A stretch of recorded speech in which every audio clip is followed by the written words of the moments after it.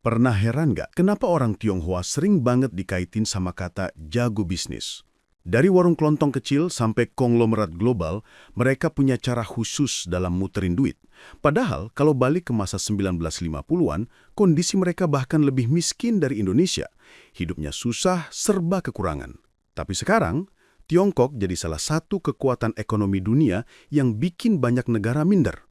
Kuncinya ada di cara mereka memperlakukan uang. Kita diajarin di sekolah kalau rajin belajar bisa dapat kerja bagus, sementara mereka sudah dipahamkan sejak kecil bahwa uang nggak boleh diam. Uang harus kerja, harus diputar, harus dikembangin. Inilah hal yang jarang ditemuin di Indonesia. Kebanyakan orang masih ngerasa cukup nabung, padahal uang yang ditimbun malah kalah sama inflasi. Beda dengan mereka yang ngerti, uang kecil kalau diputar bisa jadi pintu buat peluang besar. Contoh nyata bisa langsung dilihat di sekitar kita. Banyak orang Tionghoa yang mulai dari dagang kecil, entah jual sembako, buka toko kelontong, atau usaha makanan sederhana. Bedanya, duit hasil jualan nggak langsung habis buat konsumsi.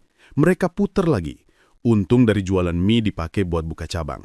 Lama-lama jadi restoran, lalu naik level masuk ke distribusi bahan. Ada juga yang mulai dari kios kecil, lalu muter untungnya buat beli ruko. Terus diputer lagi ke investasi lain. Duitnya terus ngalir dan bertambah. Buat mereka, uang bukan pajangan, tapi bahan bakar buat tumbuh. Dan ini bukan teori di atas kertas. Di kota besar Indonesia, kita bisa lihat pedagang Tionghoa praktek langsung prinsip itu. Mereka nggak nunggu kaya dulu baru berani investasi. Justru karena berani muter uang dari awal, akhirnya mereka bisa jadi kaya.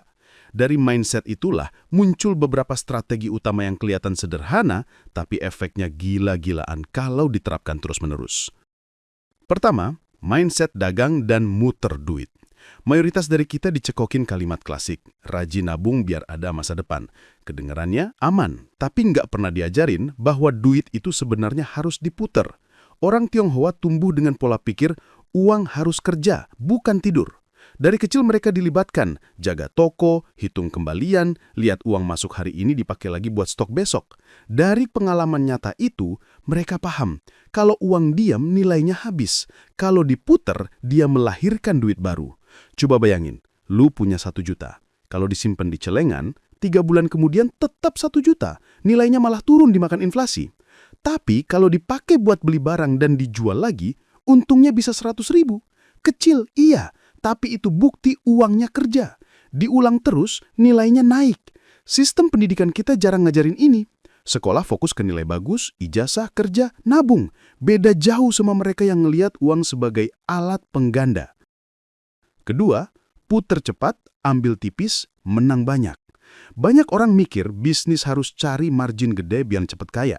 Orang Tionghoa justru main logika sebaliknya. Ambil tipis, tapi muternya kencang. Kalau harga terlalu tinggi, sekali laku bisa untung besar, tapi itu jarang terulang lagi. Pembeli enggan balik lagi. Sebaliknya, kalau untung cuma 1.000-2.000, pembeli rela datang lagi bahkan rekomendasiin ke teman. Efek domino bikin aliran uang makin deras. Di sini, cash flow lebih penting daripada jackpot sesaat. Barang yang numpuk sama aja kayak uang mati. Tapi kalau keluar masuk terus, duit ngalir tanpa henti, bisnis bisa ekspansi, buka cabang, atau skala lebih besar. Filosofinya jelas, bukan siapa yang sekali pukul dapat paling banyak, tapi siapa yang paling konsisten bertahan muterin uang. Ketiga, cash flow lebih penting daripada tabungan. Banyak orang percaya nabung itu segalanya, tapi di strategi Tionghoa fokus utama justru cash flow, arus duit yang hidup. Uang nganggur ibarat air di ember, kelihatan penuh, tapi lama-lama bocor, habis atau menguap. Sementara uang yang ngalir kayak sungai, selalu seger, bisa dipakai lagi, dan gak pernah berhenti. Ambil contoh, nabung 1 juta di bank kelihatannya aman, tapi setahun kemudian nilainya susut karena inflasi. Bandingin dengan 1 juta yang diputer buat dagang. Sehari duit itu bisa balik plus margin tipis. Sebulan aja udah balik modal. Setahun lipatannya jauh lebih besar. Cash flow yang sehat bikin bisnis tetap bernafas. Dan di dunia usaha, yang dinamis itulah yang bisa bertahan. Keempat, barang produktif bukan gaya hidup. Salah satu jebakan banyak orang adalah buru-buru upgrade gaya hidup. Begitu ada duit lebih, langsung kebayang ganti HP, beli motor baru, atau nongkrong fancy. Padahal itu semua barang konsumtif. Nilainya turun, gak kasih balik apa-apa. Orang Tionghoa justru dididik lebih mikirin barang produktif. Mereka rela hidup sederhana, gak pamer, tapi setiap kelebihan uang diputer buat beli aset yang bisa menghasilkan lagi. Contohnya bukan beli mobil baru, mereka pilih tambah mesin produksi atau sewa ruko buat cabang. Prinsipnya jelas, barang yang dibeli harus kerja buat lu, bukan bikin lu tambah kerja keras bayar cicilan. Dua orang penghasilan sama, yang satu habiskan buat lifestyle, yang satu tahan diri dan beliin aset. Setahun kemudian, yang pertama sibuk mikirin hutang, yang kedua punya arus uang baru. 5. Bisnis kecil sebagai pondasi. Cerita sukses orang Tionghoa hampir selalu dimulai dari hal kecil, warung, kios, toko peralatan, atau jasa. Mereka nggak gengsi mulai dari bawah, karena ngerti bisnis kecil itu pondasi. Sama kayak bangun rumah, pondasi kuat dulu, baru lantai atas. Dari bisnis kecil mereka belajar muter barang, atur stok, sabar hadapin untung tipis, dan biasain diri dengan ritme dagang. Itu sekolah lapangan yang nyata. Banyak orang gagal karena pingin instan, modal tipis dipaksain buka kafe keren atau butik mewah. Hasilnya malah ketiban risiko gede. Sementara orang Tionghoa sabar jalan step by step. Bisnis kecil ibarat benih, kecil di awal, tapi kalau dirawat bisa jadi pohon kokoh yang berbuah lebat.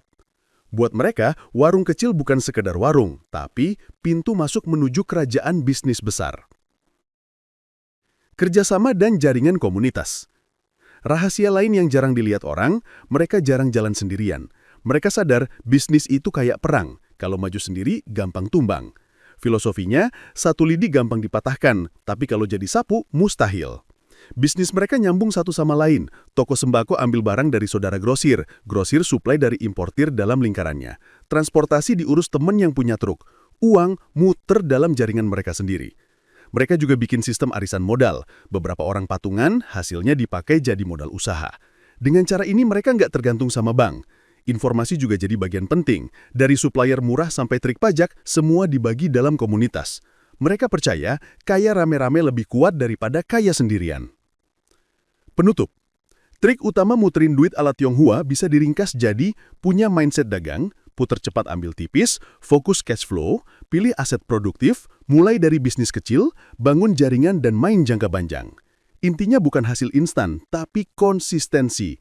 Banyak orang bisa mulai, tapi nggak semua sanggup bertahan. Hasil nyata baru kelihatan kalau lo sabar nikmatin proses. Ingat, uang jangan ditimbun, uang harus diputar biar melahirkan uang baru.